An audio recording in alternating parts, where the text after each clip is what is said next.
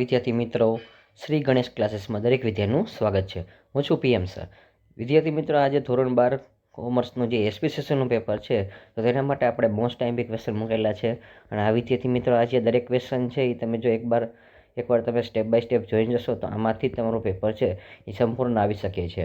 તો વિદ્યાર્થી મિત્રો, આજ તમારું પેપર છે બોર્ડનું, તો એટલા માટે તમને આપણે ઝાઝી ચર્ચા વિચાર નથી કરતા, પરંતુ એકવાર છે દરેક ક્વેશ્ચન છે એકવાર ખાસ રીડ કરી લેવા. તેમાં સેક્શન સી, ચેપ્ટર પહેલું સીસીમાંથી નંબર 1, બેંકને કોઈ બાબતો માટે ફરિયાદ પત્રો લખવામાં આવે છે.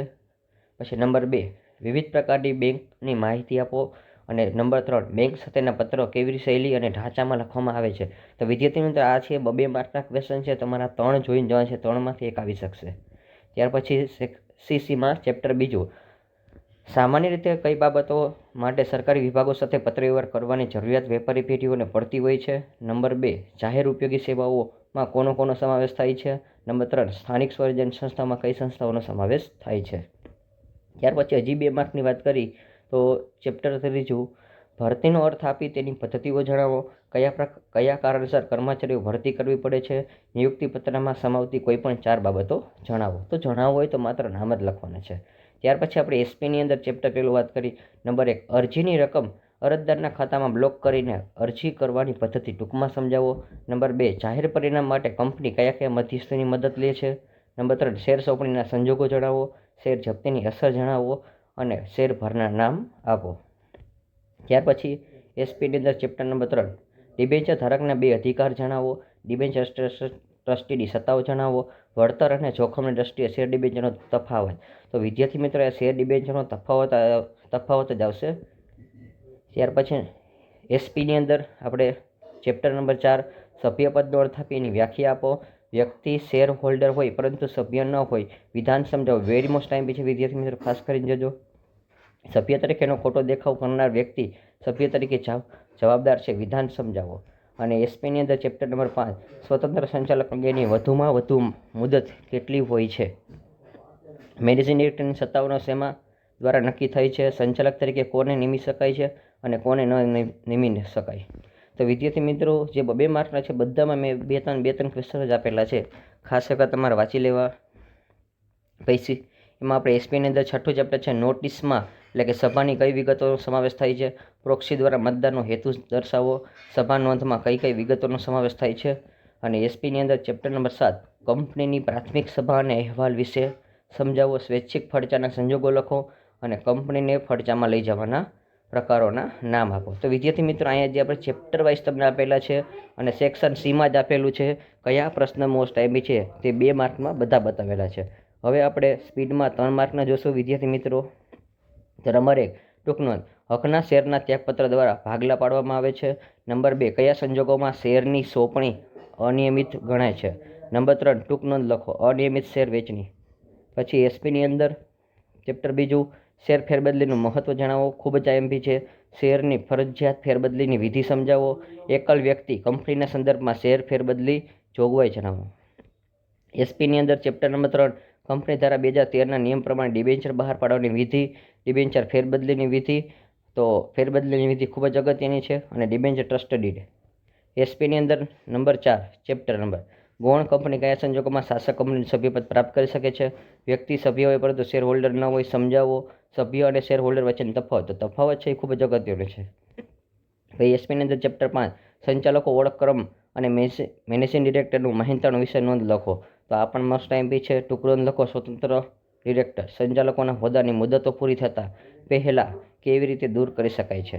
અને એસપીની અંદર ચેપ્ટર નંબર 5, તફાવત આપો. પ્રસ્તાવ અને ઠરાવ. સભાપતિની ફરજો જણાવો. સભા નોટિસનો હેતુઓ જણાવો. અને એસપીની અંદર જે છેલ્લું ચેપ્ટર છે એની અંદર આપણે 3 માર્કના જોઈ તો કે લેણદારો દ્વારા સ્વૈચ્છિક વિસર્જનનો અર્થ અને તેની વિધિઓ જણાવો. કંપનીના વિસર્જનનો અર્થ અને વ્યાખ્યા જણાવો. તો કંપનીનું વિસર્જન છે એ મોસ્ટ ટાઈમ બી છે. ફરજિયાત વિસર્જનની પ્રક્રિયાના યોગ્ય અને ન્યાયી કારણો જણાવો. અને ત્યાર પછી આપણે 4 માર્કના વાત કરી સેક્શન ઈમાં. તો કયા પ્રશ્નો મોસ્ટ ટાઈમ બી છે. તો એમાં પણ બધામાં આપણે 3 ક્વેશ્ચન જ આપ્યા છે.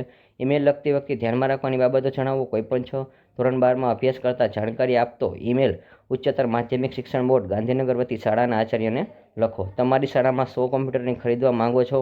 કોમ્પ્યુટર વેચતી જાણતી કંપની તમારી શાળામાં આચાર્ય વતી ઈમેલ લખો. પછી એની અંદર એસપીની અંદર પહેલું જે ચેપ્ટર છે તફાવત આપો ગેરકાયદેસર અને શેર વેચણી એટલે અનિયમિત શેર વેચણી. તો વિદ્યાર્થી મિત્રો આ તમારા પેપરમાં આજે પરીક્ષામાં પૂછવાનું જ છે અને શેર વેચણીની વિધિ પણ પૂછાવાની છે, શેર જપ્તીની વિધિ પણ પૂછાવાની છે. તો તમારે જનરલ ઓપ્શન છે એટલા માટે. ચેપ્ટર નંબર 2 અમૂર્ત શેરની ફેરબદલી કેવી રીતે કરવામાં આવે છે. સ્વૈચ્છિક અને ફરજિયાત શેર ફેરબદલી તફાવત આપો. મૃત સ્વરૂપના શેર ફેરબદલીની વિધિ જણાવો. એસપીની અંદર ચેપ્ટર નંબર 4 સભ્યપદ કોણ મેળવી શકે છે અને સમજાવો. સભ્યપદ મેળવવાની રીત સમજાવો. કોઈ પણ 6 તો આ મોસ્ટ એમબી છે, આજના પેપરમાં આવી શકે છે. સભ્યપદના અંતના સંજોગો જણાવો. ચેપ્ટર નંબર 5 સંચાલકની જવાબદારી જણાવો. તફાવત આપો મેનેજિંગ ડિરેક્ટર અને ડિરેક્ટર. તો આ પણ અગત્યનો છે, આજે પરીક્ષામાં આવી શકે છે. સંચાલકની કંપની ધારા મુજબ પ્રાપ્ત થતી સત્તાઓ જણાવો. અને એસપીમાં ચેપ્ટર નંબર 6 શેર હોલ્ડરની સભા વિશે નોંધ લખો. તફાવત આપો સામાન્ય ઠરાવ અને ખાસ ઠરાવ. મોસ્ટ એમબી છે વિદ્યાર્થી મિત્રો, આજે પેપરમાં આવી શકે છે. ખાસ ઠરાવનો અર્થ આપીશ. ખાસ ઠરાવ પ્રસાર કરવાના હેતુઓ જણાવો. ત્યાર પછી આપણે સેક્શન સીની વાત કરીએ તો બેંકને લગતા પત્ર છે, ડિમેટ ખાતું ખોલાવવાવાળો છે, પછી ક્રેડિટ કાર્ડ ખોવાઈ ગયું હોય છે અને બેંક ઓવરડ્રાફ્ટની સગવડ મેળવવા માટે. તો આ 3 પત્ર છે એ ખાસ કરીને જવા વિદ્યાર્થી મિત્રો અગત્યના છે. આજે પેપરમાં આ 3માંથી જ એક આવી શકશે. ત્યાર પછી ચેપ્ટર નંબર 2ની વાત કરીએ તો વિદ્યાર્થી આમાં તમારે 2 પત્ર પૂછાવાના છે. તો એમાં મોસ્ટ ટાઈમ હોય તો નિકાસ પરવાનો મેળવવાવાળો. ત્યાર પછી તમારા બસ સેવામાં અનિયમિત ચાલી રહેલી ફરિયાદ. પછી ટેલિફોન નંબર ઉપર સમયાંતરે જોડાણ મેળવવાની અરજી કરતો પત્ર. જાહેર જનતા મેવાડા પ્રસંગમાં ફાયર બ્રિગેડની સેવા. અમદાવાદમાં સ્થિત યુવા વિકાસ નામની સેવામાં સંસ્થામાં આપની શાળામાં કારકિર્દી માર્ગદર્શન આપવા વિનંતી. તો આ 5 પત્ર છે વિદ્યાર્થી મિત્રમાંથી તમારે 2 પત્રો આવી શકે છે. ત્યાર પછી ચેપ્ટર નંબર 3ની વાત કરી.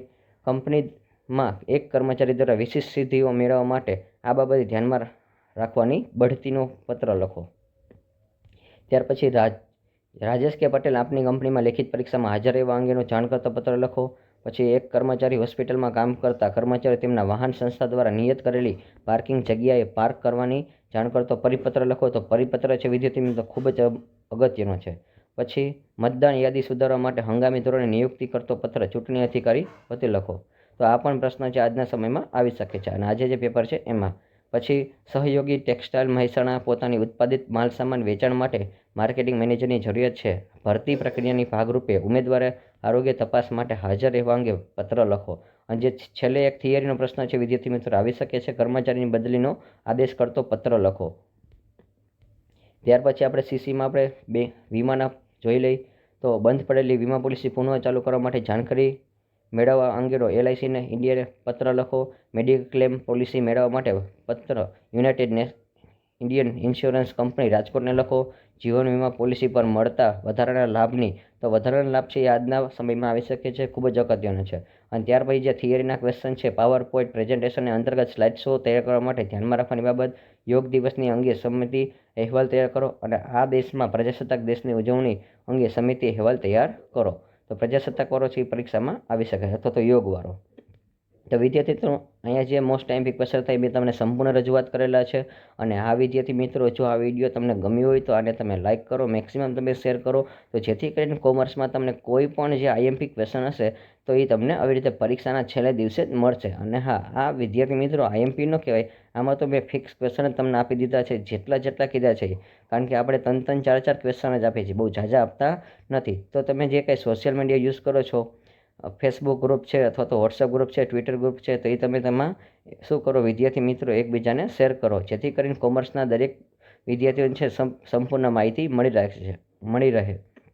અને આ વિદ્યાર્થી મિત્રો આજના પેપર માટે બધા વિદ્યાર્થીઓ મારા તરફથી બેસ્ટ ઓફ લક છે. આવજો વિદ્યાર્થી મિત્રો, બાય બાય.